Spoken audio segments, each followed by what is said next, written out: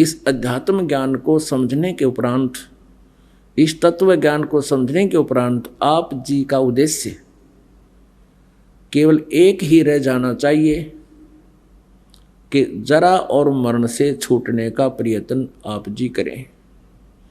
यदि आप इस उद्देश्य को लेकर चलोगे तो जो संसारिक आपके आवश्यकताएं हैं, आपके कार्य हैं, वो परमात्मा ऑटोमेटिकली करेगा। और यदि आप टारगेट लेकर चलते हो कि मेरा ये लाभ हो जाए, मुझे ये सुख हो जाए, मुझे पुत्र प्राप्ति हो,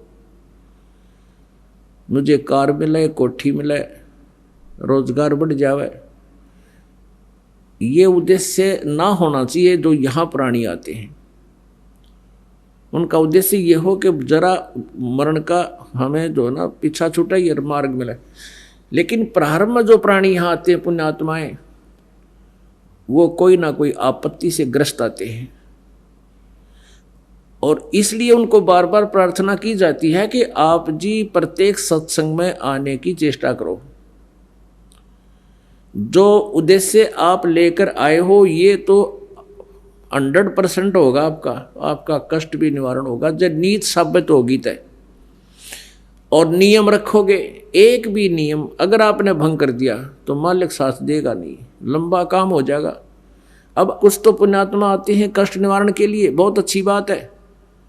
परमात्मा कहते हैं वो दुख भी अच्छा जो तुम्हें ऐसे स्थान पर ले आया।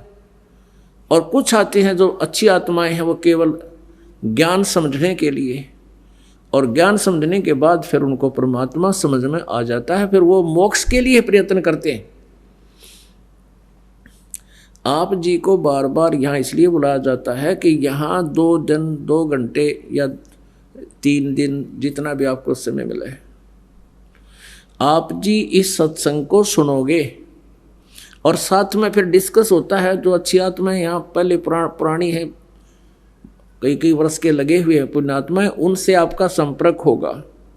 वो अपना अनुभव बताएंगे, अपने साथ बीते हुए वो दुखों का सुख में परिवर्तन कैसे हुआ वो भी जिक्र करेंगे। आपका विश्वास दृढ़ होगा भगवान में। तो पुण्यात्मा, जब आपको ये तत्व ज्ञान समझ में आ जाएगा, फिर आपका उद्देश्य केवल यही रहना चाहिए कि यहाँ से पीछा छूटा है। अब मान लीजिए कोई पुत्र प्राप्ति के लिए आता, पुत्र भी हो गया, जो दे देगा भगवान के घर में, क्या कमी है। और कोई धन लाभ के लिए आता, धन भी हो गया, तू धन के काम आया, कल न मृत्यु होगी। और यही वो धनवीर, वो कोठी कार यहीं रह जाती है, साथ क्या गया आपके। तो पुण्यात्माओं, इस सत्संग को हृदय में उतारो। अब आपका उद्देश्य ये होना चाहिए कि मेरा मोक्ष हो, पीछा छूटा है। फिर आपको ये संसारिक सुख तो ऑटोमेटिक देगा भगवान, क्योंकि आपने एक डिमांड करी है, भगवान मेरा मोक्ष हो। तो मोक्ष के लिए तो भक्ति करनी पड़ेगी आपने। और भक्ति प्राणी तभी कर सकता है जब उसका मन टिक जाए।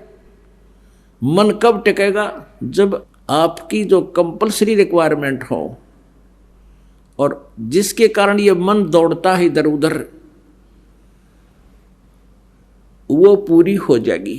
जैसे कोई टेंशन बना लेता है, टेंशन होगी मेरे, अब उस टेंशन का समाधान ये है कि परमात्मा के ज्ञान से आप ये समझें पहले कि इस जो टेंशन तुम बना रहे हो ये कितनी आवश्यक है।